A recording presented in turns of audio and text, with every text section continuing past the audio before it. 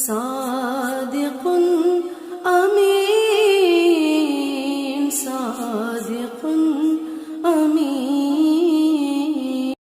ناظرین، ہمارے چینل اللہ باقی کو ضرور سبسکرائب کریں اور ساتھ میں لگے بیل نوٹیفیکیشن کو بھی آن کر دیں۔ رمضان المبارک کے 8ویں دن کی دعا۔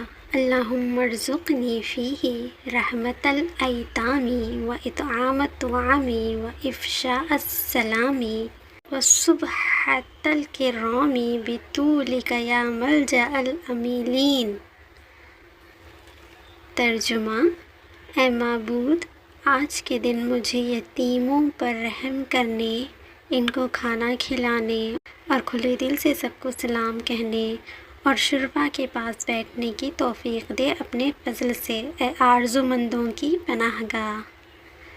Allah grant me in its mercy due to orphans to be able to give away food, to disseminate the peace, to accompany the good ones through your own favors, O heaven of the hopeful.